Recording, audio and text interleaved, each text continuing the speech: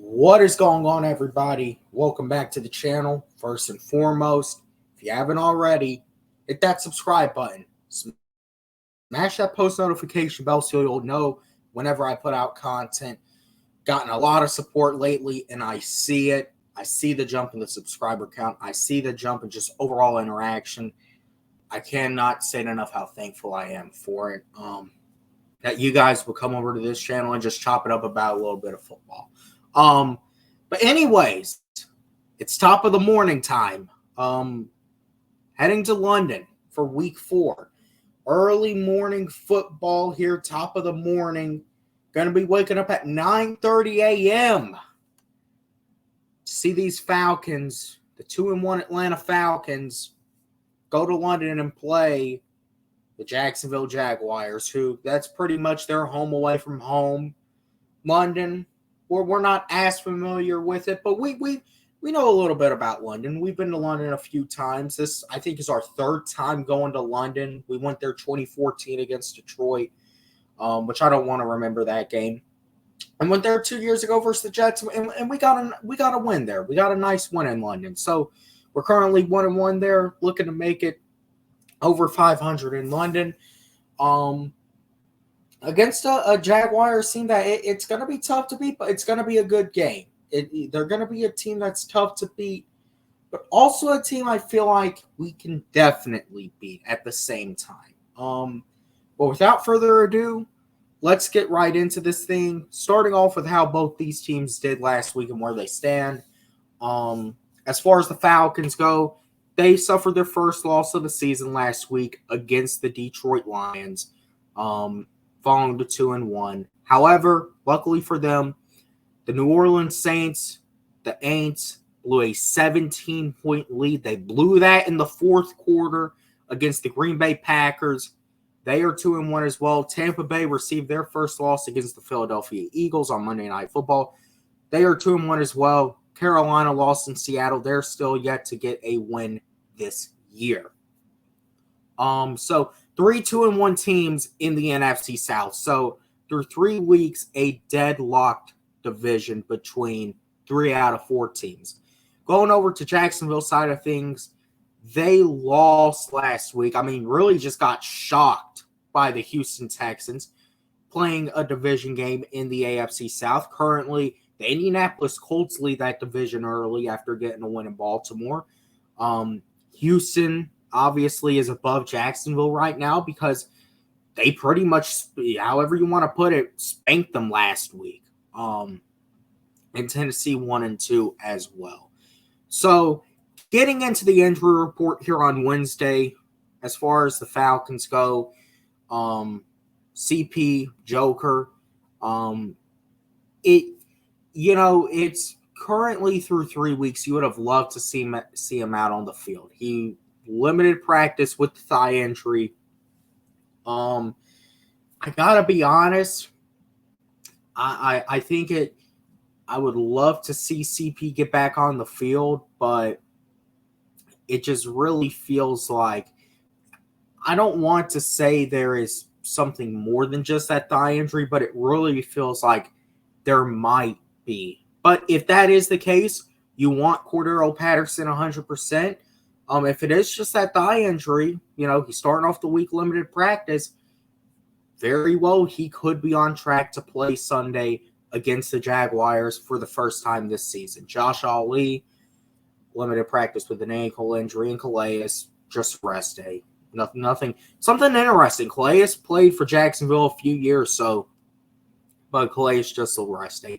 Going over to Jacksonville side of things, Antonio Johnson, safety, limited practice with hamstring injury. Josh Allen, definitely the biggest name on this list. Limited practice with a shoulder injury. So you definitely still would anticipate that he plays, but he does have that shoulder injury. That is concerning nonetheless. Andrew Wingard, limited practice with a shoulder injury. Antoine Harrison, their rookie tackle, or I don't know if they have him at guard or tackle, but rookie offensive lineman nonetheless. Limited practice with an ankle injury, and I'm not even going to try to pronounce the dude's name. Limited practice with a shoulder injury.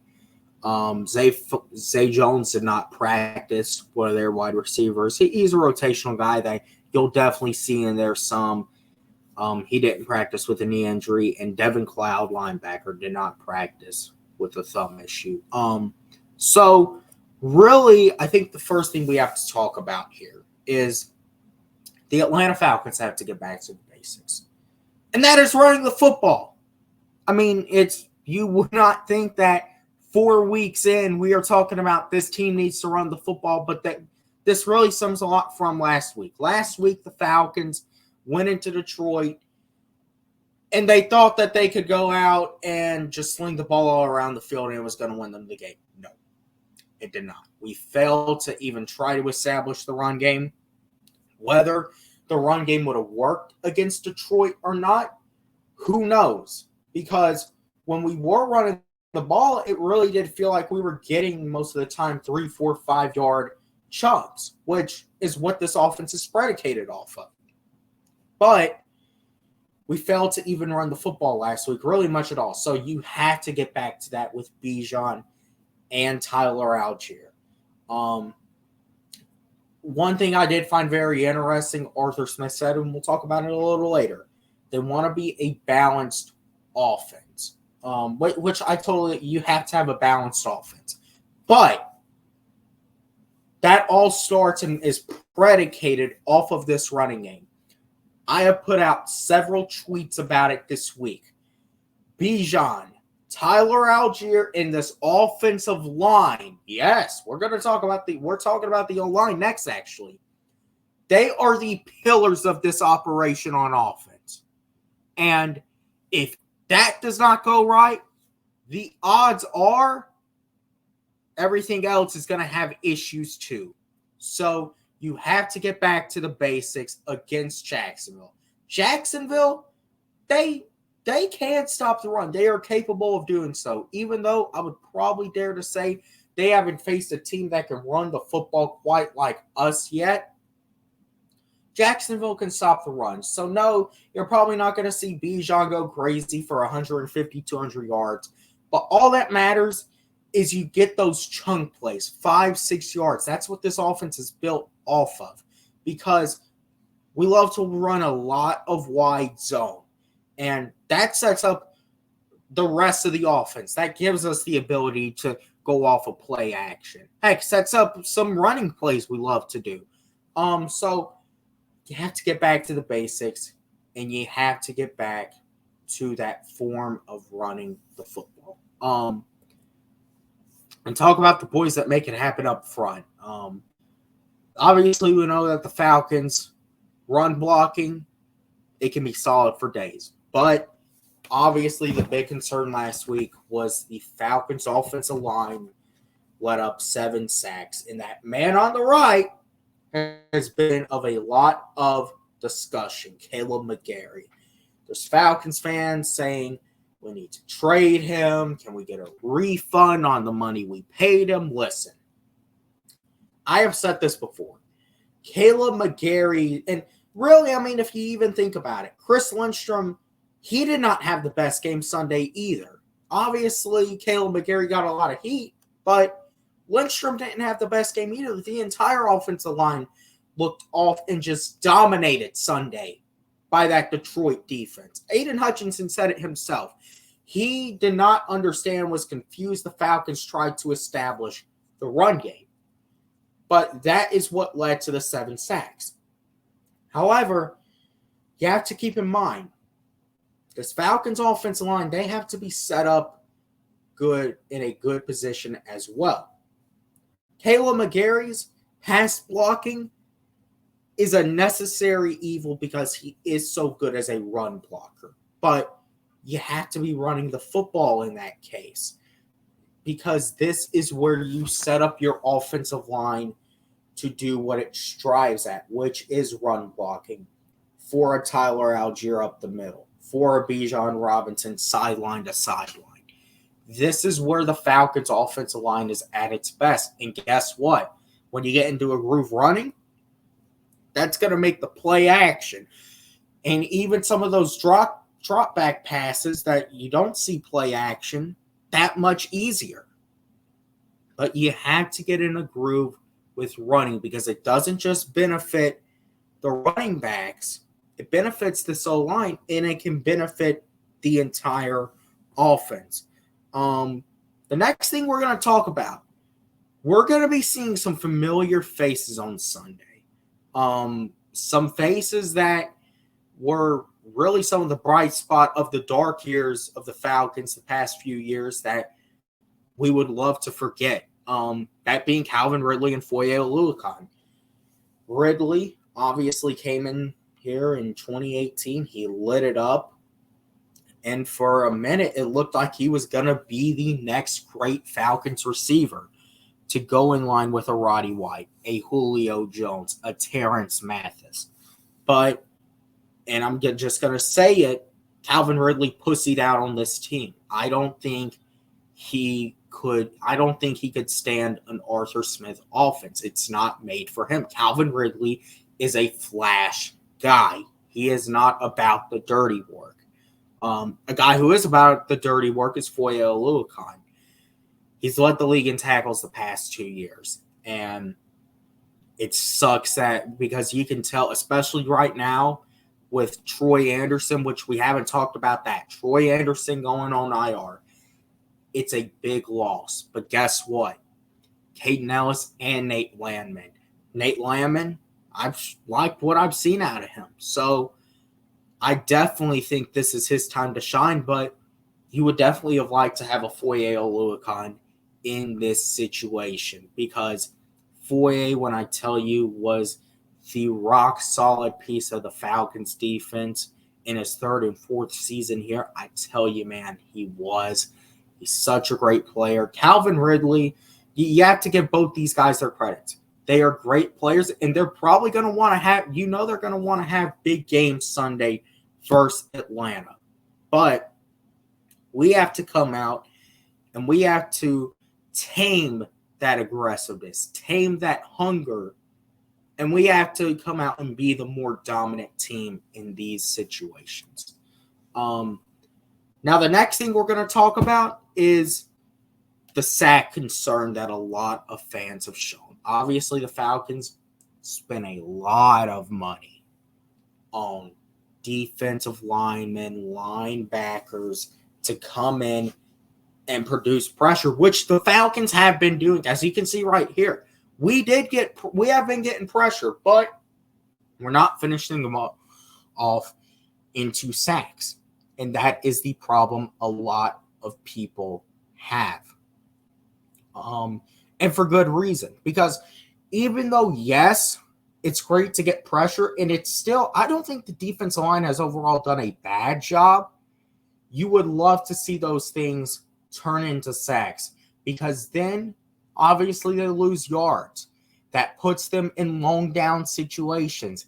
It makes it that much easier for the back half of this defense when you're able to get that pressure and you're able to get to the quarterback and finish off those sacks. That is a big theme so far.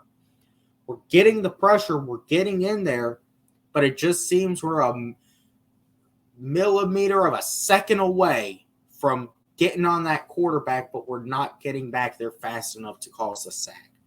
You would definitely like to see more sacks for the Falcons. And speaking of defense, Jacksonville's defense. Now, Jacksonville has a good run defense. That is where I say, obviously, you want to go ahead and get this running game going, but it's going to be tough to do so because I think Jacksonville has a top 10 run defense. So you're not just running all over them.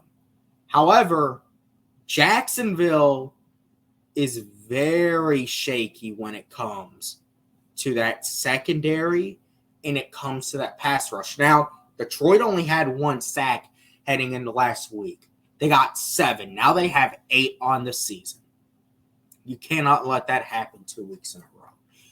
You have to come out and you have to physically demolish these guys. This is why I say you want to see a balanced offense Sunday. You want to not only see Tyler Algier, Bijan Robinson eating on the ground, You want to see Bijan getting involved in that passing game. You want to see the ball getting to Kyle Pitts. You want to see the ball getting to the man of the hour, Drake London and London. We'll talk all about it in a minute.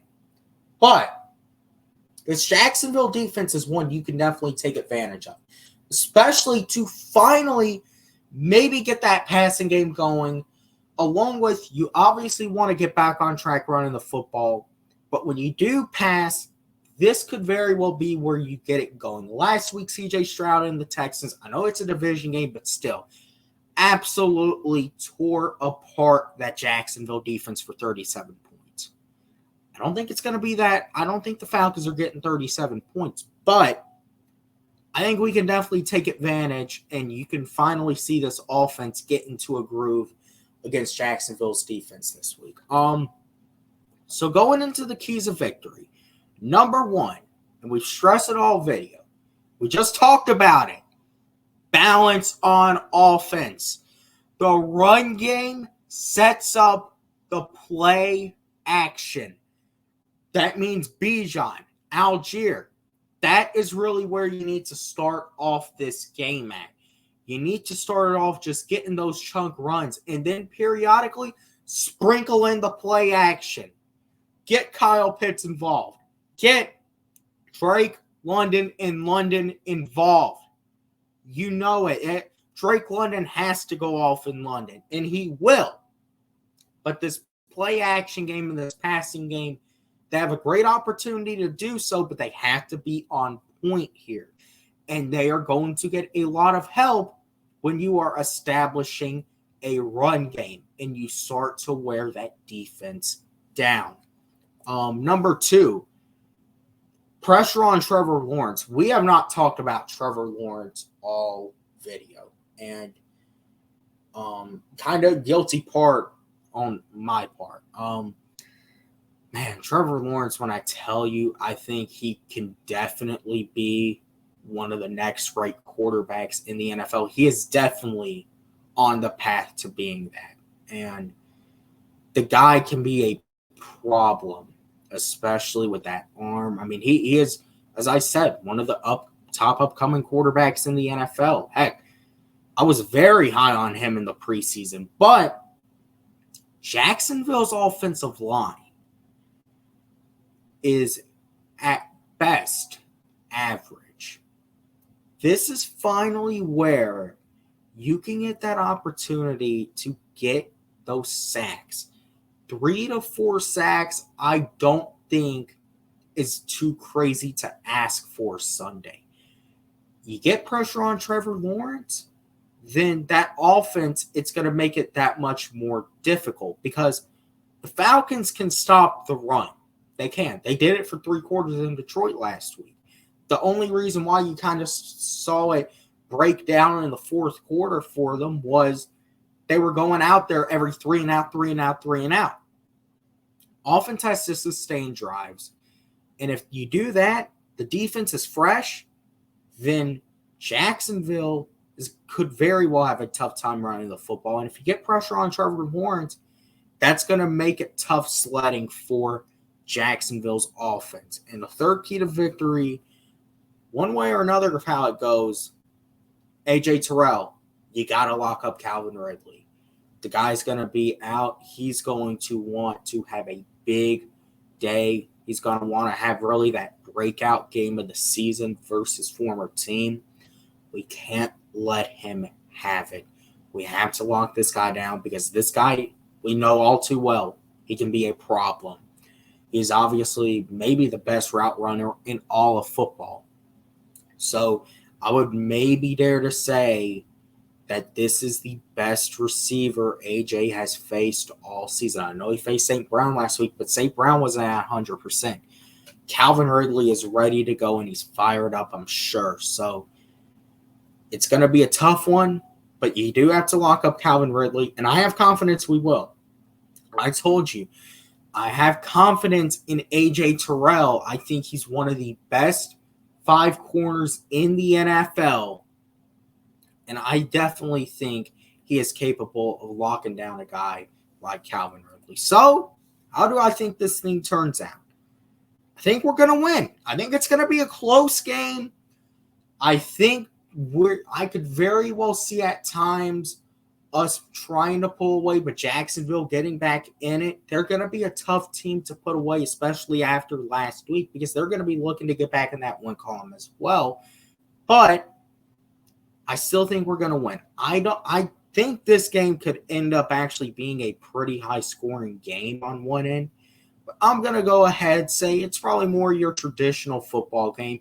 I do think we're going to establish the run game, and you're going to see, as you see in that bottom left, Drake London in London is going off. Mark my words right now, 100 yards and a touchdown and probably about 7 to 8 catches for Drake London.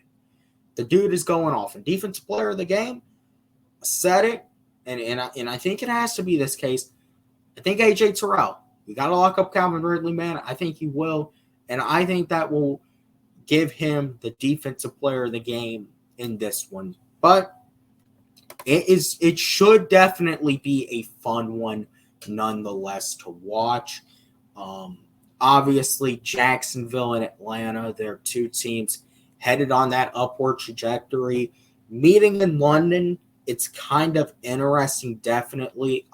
Here's something to note. Arthur Smith, he's familiar with these London situations. Obviously, a few years ago, and I think he coached a game in Tennessee as the OC going to London. So he knows how to get this team ready. He knows what to do. And obviously, Jacksonville has a lot of experience in London, but I think it's going to be a good game. And I think it's one that, in the end, the Falcons are going to come out on top winning. But anyways, I will not be streaming the game 9:30 a.m. I mean, come on. But definitely will be watching it. And let's go get this win. I'll see you guys in the next one.